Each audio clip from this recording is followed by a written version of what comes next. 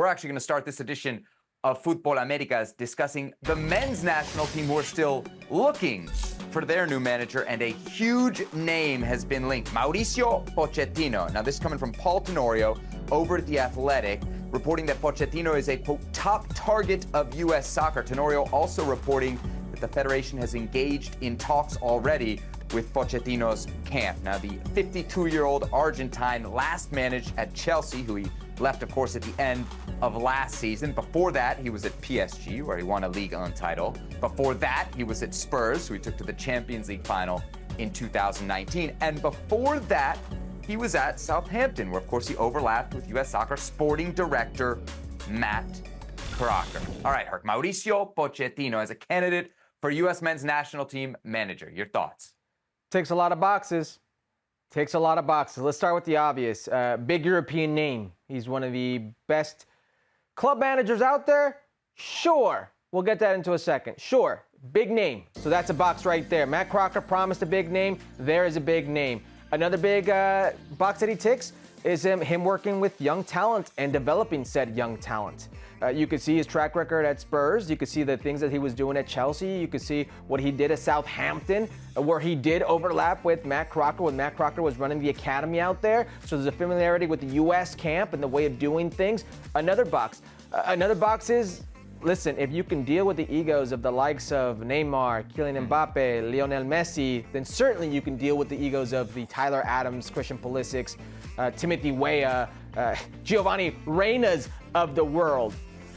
Ticks a lot of boxes. Here's my issue, is I'm not a romantic at heart when it comes to my football. I am a pragmatic at heart. You want some trophies? I want some trophies. And he is of the Marcelo Bielsa vein. He was of that coaching tree. He's of those values, and that is showcasing talent. How much of that talent he will have to showcase here is up for debate. But certainly when you look at the stops, when you look at the talent that he's had, to only come away with one piece of silverware and it be at the place where everybody, Sebi, I could put you at PSG and you coach them to a Ligue 1 title. Yes, I firmly believe that, because that's what you're supposed to do if you're PSG. It's what you're supposed to do if you have a team with a Neymar, with an Mbappe, with a Messi. You're supposed to at least win that trophy. That's what he's got to show for it. So I am very reserved when it comes to these romantic coaches, but certainly, this ticks a lot of boxes. Yeah, to me, this is the best candidate by far, right? If we go back to the beginning and we remember Jurgen Klopp, that was kind of a pie in the sky. Since then, there was also the Luis de la Fuente rumor that popped up. But after those two names hit, and those two names hit pretty early, the candidates we've been talking about, Herc, we've been coming pretty far back down to earth, right? They're guys with very serious either limitations in their managerial resume, or they're guys who are connected to the American game, right, that are very accessible. This is very different. Let's start with the profile of the candidate. Here in the media, we know you need buzz.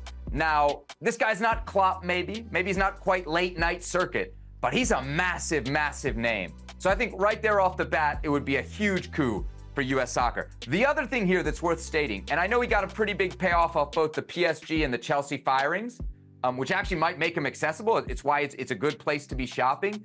This isn't going to be cheap, right? This guy is managed at some of the biggest clubs in the world. He's accustomed, Herc, to a pretty big salary. So for me, if U.S. soccer is going out there and they're willing to spend, I don't know, maybe $10 million is what it would take to bring this guy in, that's pretty ambitious, and it's way more than what they've been spending in the past. Remember, Greg Berhalter was on 2.2. As far as what I like about his candidacy, Herc, it's two things specific. I actually like the thing that you don't like, which is the attractive soccer side of this, because one of the biggest criticisms of the last manager was it wasn't attractive enough. Remember, Greg Berhalter's a guy who got fired from his second division job in Sweden because his team wasn't attacking enough, because they weren't offensive enough. This guy doesn't have that on his resume, right? He's got some other flaws that you talk about, maybe lack of trophies, maybe lack of defensive responsibility at times, certainly towards the end there with Spurs. But if we're just talking about attractive football and getting some really good-looking soccer out of this so-called golden generation, I love it. The other thing I love here, Herc, is he's got a track record of making teams better, and that's what this U.S. team needs. If you look at his last 4 full seasons at Spurs, they were top 4 every single year. In the 5 years since, 1 top 4 finish. In the 2 years before he got there, 0 top 4 finishes. That tells me exactly what he's capable of, and that is exactly what this U.S. team needs. They need to be taken from the level they're at to another level, and he's the guy to do that. The other thing I'll mention, her, and I know he speaks perfectly fine English, but he's Latino, and we talk about hype and big names and getting people excited.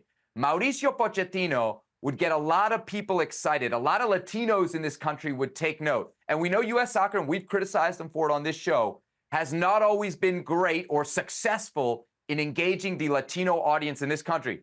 You bring a Mauricio Pochettino in, and I guarantee you people are going to start paying attention. They'll pay attention for sure. Let me just really quickly counter a few things you said. Really quickly, you talk about all the experience he has. So what about the experience he doesn't have? He's never coached a national team, and you harp on how important that is heading into a World Cup, is that national team experience, because you can talk about how good he is at developing a team identity in a club situation when you have day in, day out, and you can work with these players. That's not the same setting with the national team. And you mentioned what he did at Spurs. Fine. Find a generational talent like Harry Kane. Fine. Find another generational talent like Son. Fine. Find a goalkeeper, World Cup winning goalkeeper like Hugo Lloris. Fine, do that, and I'm on board. But when we look at the talent that you have here, can he do it without the big names? Because the last 3 stops filled with big names. Top level talent. You can go out and get better talent if you have the money. And he did have the money at those spots. You're not going to have that here. You're going to have to do with what you got. That's a worry for me. I'm glad you brought up the point about the international experience, because I did bring it up with Pellegrino Matarazzo as a chief concern. It's obviously a concern when you look at his resume, right? If I think it's important for one manager, I think it's important for the other. My response would be the resumes are drastically different. So the fact that one guy is lacking international experience on a thinner, kind of less successful resume, and Pellegrino Matarazzo, as good as it is, compared to Pochettino, I'm willing to sacrifice the international experience for the quality coach that I think you would be getting. What's interesting about Pochettino's situation is, while he is unattached, Turk, it's not like there's not a lot of interest in this guy from beyond the United States. He's also been linked to the England job. How do you think those two managerial positions compare in his mind? I don't think they compare. If he honestly has the opportunity to coach England, and I'm going to coach one of the two, the U.S. men's national team or the English national team, he's going to go with the English national team. It's the clearest path to fighting for a trophy. Insert joke in there, if you will, if you want, I should say. But that's a reality. He's got more of a chance of winning a trophy with England. And it's a high-profile team. It's a high-profile job. You're going to be, and he seems to like English football. He keeps going back to that. Well, it's what he's known for. It's where he succeeded. So it seems like the logical step that a national team coach or a coach that any top club sacks a manager is the number one candidate or one of the top candidates for said club, not only in England, but around the world, you would think would be a natural fit for the English national team. I don't think it's much of a debate. But I'll tell you what, if you look at what you can potentially do, the ceiling for both, and what that could mean for you and the pressure that comes with it, it's night and day.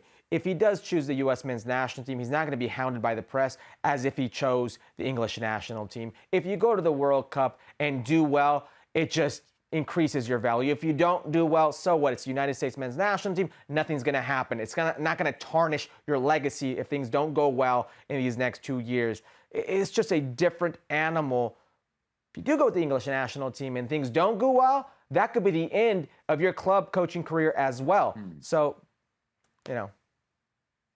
I like it, man. I think there are some arguments to be made for the U.S. job. I think if we're going off talent pool, it's obviously England. If we're talking about winning something big, it's obviously England as well. But if you're talking about meeting expectations, and potentially doing something that transcends expectations, that leaves a legacy, and Pochettino, to your point, you say he's a romantic.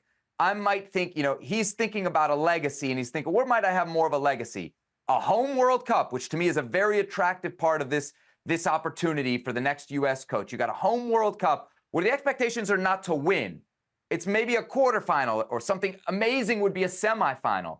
If Pochettino thinks that he can do that, then suddenly the U.S. job becomes very, very attractive because there is less pressure. And I got to think, her, if you're in Pochettino's shoes right now, and we know that at least his camp is talking with U.S. soccer, if you're entertaining this idea, it's because you want something different, right? It's because if you're thinking about leaving the intense furnace that is European soccer to come take an international job, which you've never held before, in the United States, it's because you do want less pressure. It's because you do want something different. And in that regard, if we assume that that's how he thinks, I think it's a pretty obvious choice the other way.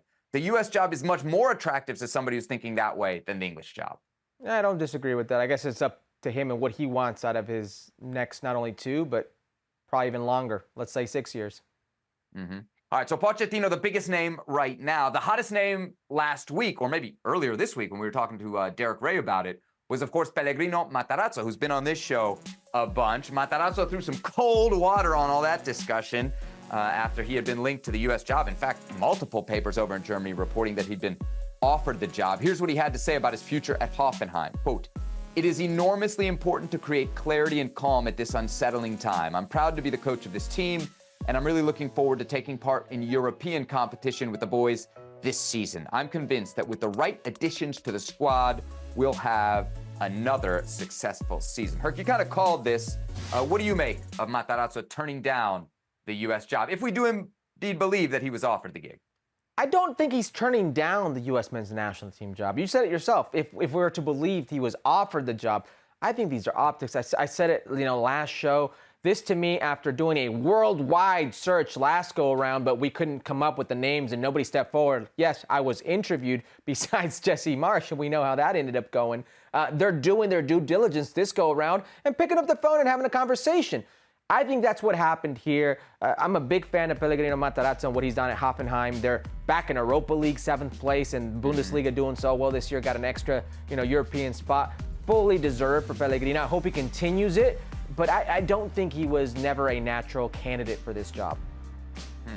Yeah, I know you believe that. I mean, it's hard to disagree with you because even when he told us that they talked to him, it sounded like it was a very light conversation, right? Yeah. Like maybe they were almost in that instance also doing their due diligence. And the timing here is terrible, right? You're literally right before the season. He has achieved a lot. Getting Hoffenheim into European football based on where they were is a big accomplishment. And I could see from a managerial perspective why you would want to see that project through. However, Herc, given what we just said about Pochettino and how he could be enticed by the fact that he's maybe going to get to coach a country that has a home World Cup. Well, if you are an American and you have the chance to coach your country in a home World Cup, I would think that would be very, very interesting, especially based on what Matarazzo has said, not just to us, but in other interviews with Archie Rintot about supporting soccer and the growth of the game in this country. I have to say, if he was offered the job, I am shocked that he's staying at Hoffenheim. I have to say I'm surprised that he wouldn't take it because even though he's been kind of a distant figure from U.S. soccer circles, it would to me seem to be like a once-in-a-lifetime opportunity for this manager. And I will say this because we both have a lot of respect for Pellegrino Matarazzo, not just for what he's done, but for his appearances on the show. He's always very candid. I would worry for him a little bit here, Herc. And I wonder if he shares this concern. What if, how club football is, what if Hoffenheim gets off to a bad start, has a couple bad months? In Germany, the fans have a huge say, and I hope they remember that in this moment of kind of instability for the club, he stepped up, and I hope whoever else comes in that front office remembers that he kept this job when the U.S. was knocking on his door, because I would hate to see her come October, November, it's somebody else in charge of the national team. It could have been Pellegrino Matarazzo, and he's out of a job because of the ruthless nature of coaching in Germany. What are you, his agent here, advocating for Pellegrino Matarazzo to save his job before the season's even started? What's going on here, Seb? I don't think he was offered the job. You know how it is. I don't think he was offered the job. They're talking to him about it. They're talking to him about it. That's got to be interesting enough. All right. You don't think that's attractive? You don't think it's attractive to a guy? Absolutely. Absolutely. Which is why I don't buy that he turned it down. I don't think he was offered the job. I think it was they picked up the phone, had a conversation. Thanks for coming.